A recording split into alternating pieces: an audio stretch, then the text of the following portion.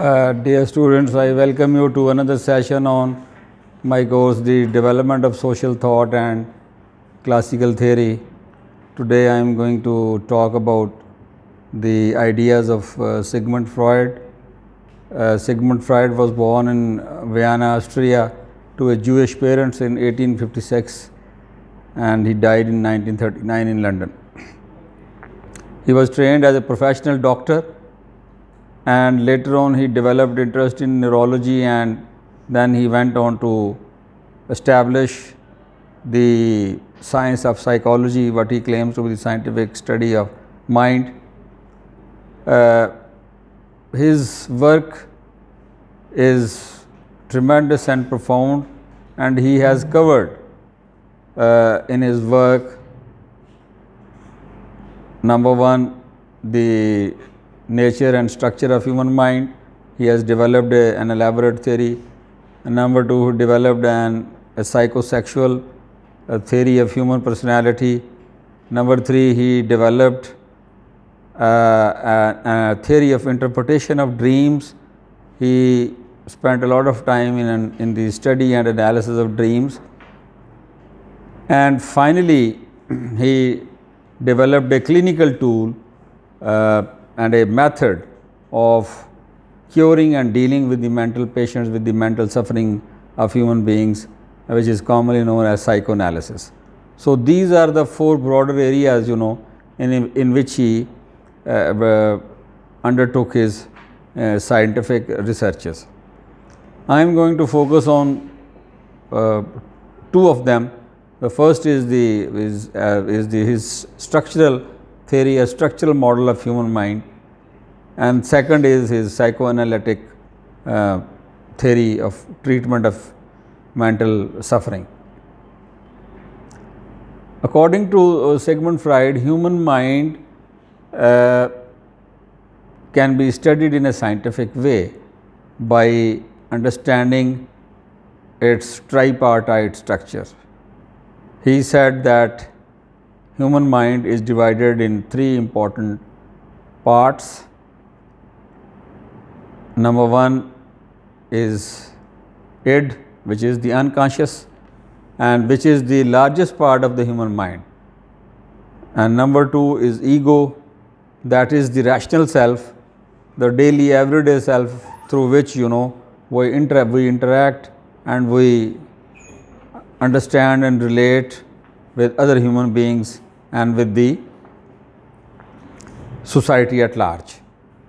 The third is the superego, that is the taboos and the laws and the morals of a society. They sort of form the crux and the essential part of the superego. You can say it's the conscience or the critical self of a person. So it is the interaction between these three parts of the human psyche or parts of the human mind that the human consciousness is shaped and structured. Freud believed that, you can say, he proposed a deterministic theory of human mind. He said that it is the unconscious, it is the id, which is the driving force of human behavior. Most of the time, what we are doing in our everyday life, in our daily interactions, is deeply connected and deeply interlinked with our subconscious, with our unconscious, which is the id. Id is a Greek word for unconscious. So his idea of a deterministic interpretation of mind goes with his times of science, because till that time science was sufficiently established and has shown that if we want to understand the physical reality, if we want to understand the human reality and the social reality, we have to look into the causes. And a cause and effect approach was also applied to the study of human mind by Sigmund Freud. So He claims that most of the time human behavior is shaped and determined by the underlying and hidden, human drives and human desires, which lie deep into the human unconsciousness. And then superego, that works as a check on those unconscious, unbridled and uncontrolled desires, which means that these laws and the morals of the society, they are a check, and they define that which passion or which desire can be fulfilled and can be expressed, and which should not be expressed and fulfilled, which should be kept within the unconscious. And then the expressed part of the human self is the ego, human ego. This you can say is the permissible part of behavior, ordinary everyday behavior, the way we interact with our parents, with our friends, with our teachers, with colleagues, at the workplace, in the factory, in the production line. All these behaviors are shaped by our consciousness, by our conscious self, that is our ego, that is human ego. Now, interestingly, Freud claims that the desires and feelings which are repressed, he says that most of the mental suffering or mental illness are created because of repression of the innermost feelings and innermost desires of a human being. When they are repressed and when they are not expressed and they are not satisfied due to, say, taboos of the society or due to moral and social restrictions, so they get released in other forms, and one of the area in which those desires, repressed desires and feelings find their expression are the dreams. You see, so dreams are the time, the dreams are the places where the repressed human feeling and human desires are expressed in symbolic forms. So Freud developed an elaborate symbolism to interpret the meaningfulness and the relevance of human dreams to their sexual, to their psychological, and to their behavioral conflicts. As he has established in his psychodynamic theory of personality, that it is the conflict in the human, in the biological with the social.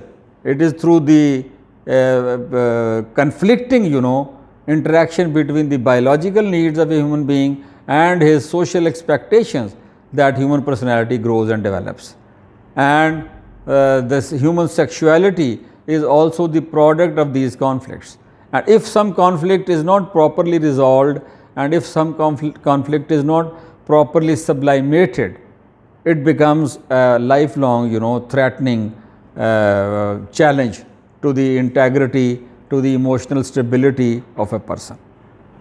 So, a person can, cover up his psychological weaknesses or his psychological problems through defense mechanisms. He proposes that there can be different defense mechanisms, for example, repression, for example, sublimation, for example, substitution, all these, processes, mechanisms, they help the ego in putting up a defense against a difficult psychological situation.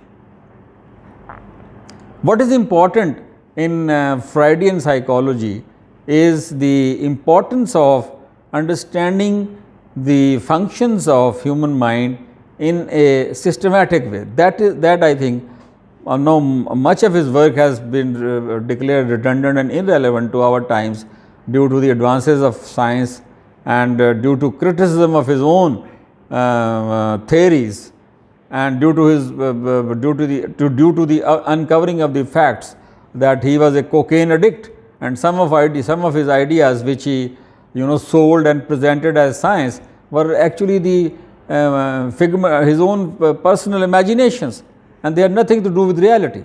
But having said that, the fact remains that Freud made a very significant advancement in the study of human mind, and he said that we can study the human mind, the human consciousness, the human perception in a systematic way, in a causal and structural. We can come up with a causal and structural analysis of human consciousness, human conscious experience.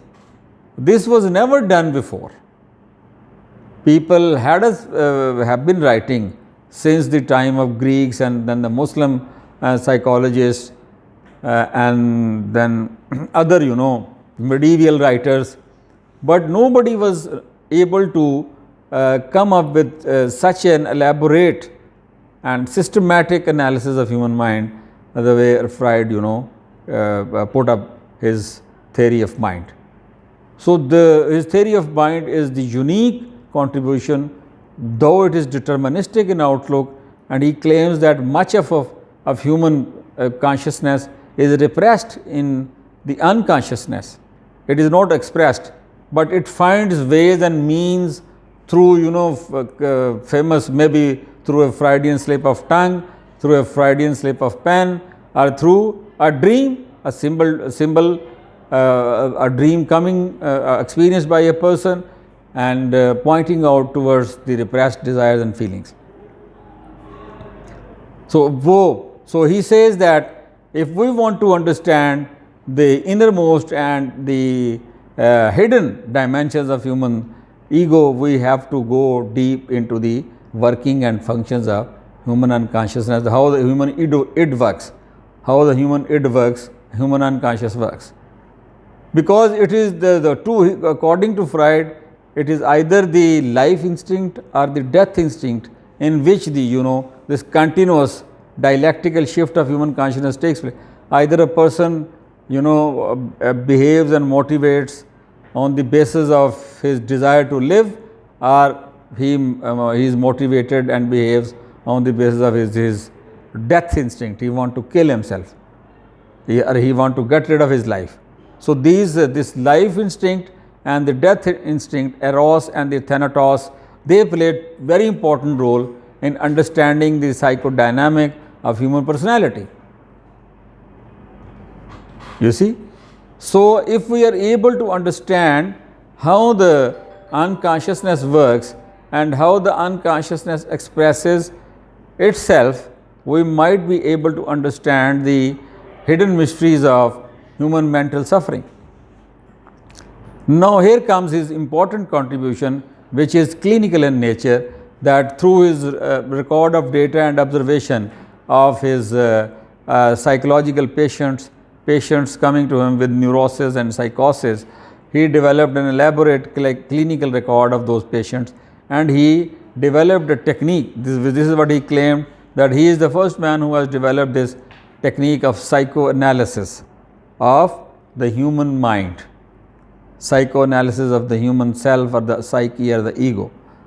He said, and what he proposed, that the patient would lie down on the couch and he would narrate his experiences to the therapist, to the psychoanalyst, and the psychoanalyst would sit and would quietly and calmly listen to the experiences, both related to the world of unconsciousness, to the world of consciousness, to the world of superego, and to the world of dreams.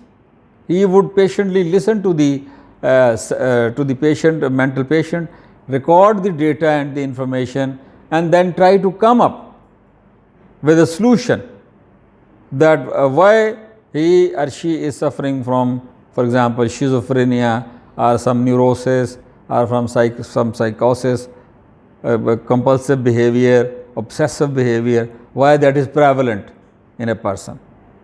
So his psychoanalytic technique then went on to become a full-fledged clinical tool, clinical practice, and it is still practiced in the Western world, in the North American continent, as a leading tool, though it has now changed much, and there are other ingredients in addition to psychoanalysis, traditional psychoanalysis.